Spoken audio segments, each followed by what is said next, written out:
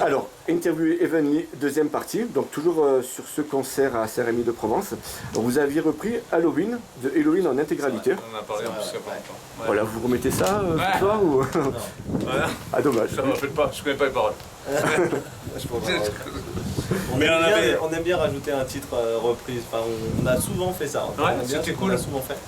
On a failli là, à ce concert-là, puis Mais vu les groupes, on a préféré pas le faire. mais Halloween, je crois, du coup, c'est pour cela qu'on avait pris aussi au Ragnarok. On l'avait repris, non. Parce qu'au Ragnarok avait vachement bien fonctionné en Hollande, donc on avait repris Halloween. Je voyais le public, c'était pas grand, c'était pas un milliard de gens, mais c'était au taquet quand on a joué Halloween. Ah, J'ai senti que c'était, waouh, on avait joué un tube. Ouais, je me rappelle, à titre perso, je m'étais régalé aussi. Ah ouais, quoi. ouais, non, C'était, c'est cool.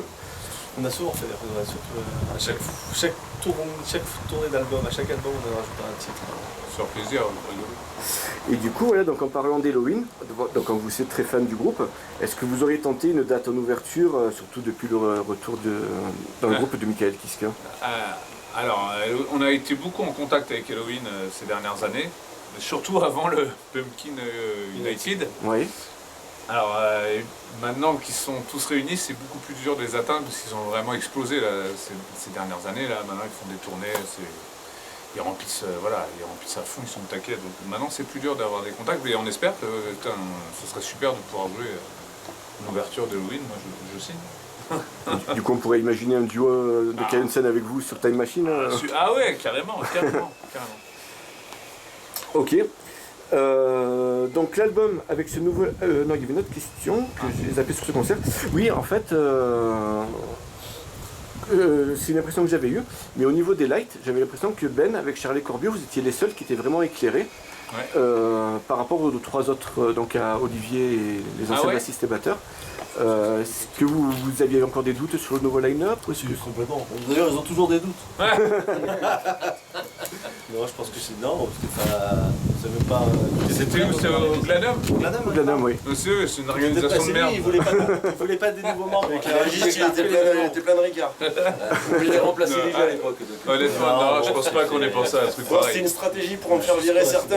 Non, je pense C'est pas. juste une coïncidence. Ouais, D'accord. Donc l'album avec ce... Donc l'album avec ce nouveau line-up, il sort le 13 novembre 2006, il s'agit de Virus. Donc Olivier, est-ce que c'était ta première expérience en studio? En studio, non. J'avais déjà enregistré pour d'autres projets, mais c'est mon premier album complet que je faisais avec un groupe complet. D'accord. Donc, j'avais déjà enregistré d'autres trucs, d'autres titres, fait d'autres enregistrements, mais c'était le premier où je m'investissais autant, et parce que voilà, c'était un vrai gros projet, du style qui me plaît, et voilà. Ok, donc cet album il est beaucoup plus varié et moins axé sur la double grosse caisse. Alors je suis tombé sur une interview d'époque où vous disiez que le heavy speed mélodique n'était plus trop à la mode. Alors est-ce que vous avez tenté de vous inscrire dans l'air du temps ou est-ce que c'était encore une évolution naturelle pour vous? Toujours été naturel, hein. Ouais, non, rien n'était calculé.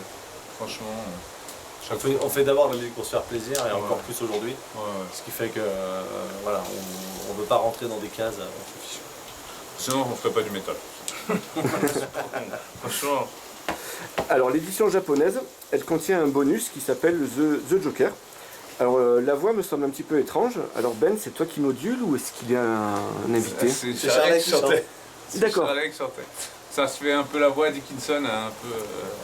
C'était Charlie qui a chanté le titre. Ouais. Ok, donc tu faisais quand même des chœurs ou quelque chose dessus ou... Pas sur celui-là, il y a eu un morceau sur Carpe Diem, Face of Truth, un truc comme ça. Sur celui-là, je chantais. Sur Virus, il y avait deux bonus.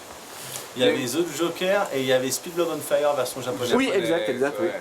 Celle-là, c'est toi qui chantes. Ouais, c'est moi. Ouais, c'est bien. Tu avais appris le japonais du coup, ou téléphone phonétique? Non, on m'a fait une traductrice qui m'avait fait écrire ça en français. D'accord. Voilà. Alors, puis oui, à cette époque, tu joues sur l'album Fall of an Empire de Fairyland. Alors, quel souvenir gardes-tu de cet album? J'ai joué dessus aussi. Ouais. Ah, je ne l'ai pas vu dans les... On s'est rencontrés via Fairyland en fait. D'accord, ok. Alors du coup, la question pour vous deux. Quel souvenir gardez-vous de cet album? Est-ce que vous avez un mot à propos de Philippe Giordana qui est décédé l'année dernière? Forcément, oui, forcément. Moi, ça m'a un peu On était ensemble. Bouleversé, Surtout qu'on était ensemble était quand tous on a appris la ensemble. nouvelle. Ouais, c'est ça, on était tous ensemble quand on a appris qu'il venait de décéder. Moi, je connaissais son père qui était médecin à Nice, je l'avais déjà rencontré. Je connaissais pas sa nana qu'il avait. Donc, du coup, ouais, ça m'a fait quand même un choc parce que j'ai passé un an avec les échanges, les répètes, les titres à bosser, une semaine entière en studio pour faire toutes les prises batterie, et puis après on est parti en tournée un mois complet en première partie de Kaamelott. Forcément, quand on passe 24 heures sur 24 dans un tourbus de 9 personnes, avec le matos, la batterie, les amplis, les guitares, et qu'on peut même pas se laver, on vit comme des clodos. Et ça tisse des liens, donc voilà, on a tous été. Et Fairyland, c'est le lien entre, en fait, c'est le lien entre tout le monde, parce qu'au départ, c'est Phil qui nous a mis en contact tous les deux. Ouais. C'est-à-dire que quand il y a eu le split d'Evelny en 2004, moi je devais jouer avec Fairyland à ce moment-là. D'accord. Ça a tourné Sonata, non? Ouais, je les ai rencontrés sur la tournée Winterhalls Guild de Sonata Arctica en 2000, je sais plus combien. Et moi j'étais avec Sonata, on était en invité sur la tournée avec le groupe, et c'est là que j'ai rencontré Philippe et Anthony. Et on a passé pareil, on a passé 15 jours ensemble en tournée, et après ils m'ont appelé pour rentrer avec eux sur scène uniquement, parce que c'était Anthony à la guitare, et voilà, et je devais jouer avec eux. C'est là qu'ils m'ont présenté Pee-wee qui bossait sur l'album, donc on s'est rencontrés. Et un jour Philippe m'appelle et il me dit voilà, on a Ben, un copain d'Evelny là, il cherche des musiciens, et ils m'ont dit je pense que ta place elle sera mieux avec Ben à temps plein entre guillemets, plutôt qu'avec nous sur scène. Et du coup c'est vrai que Anthony Parker de Fairyland et Philippe, ça a été finalement un lien entre nous trois finalement, parce que c'est grâce à Philippe et Anthony que moi je suis dans Evelny aujourd'hui, et forcément ça me touche quand on apprend des nouvelles comme celle-là. D'accord. Donc Anthony Parker, voilà, qui était le tout premier guitariste D'Evelny, ouais, d'Evelny. c'est bizarre. C'est super lié, en fait. Ah, c'est cercle fermé, ouais. C'est ouais, ça s'est joué. D'accord. Alors en 2009, sur l'album Carpe Diem, qui marque donc l'arrivée de Pee-wee, alors est-ce que vous pourriez revenir sur son intégration et les raisons du départ de Thomas Fontas Neves, je ne sais pas si je le prononce bien. Thomas, ouais.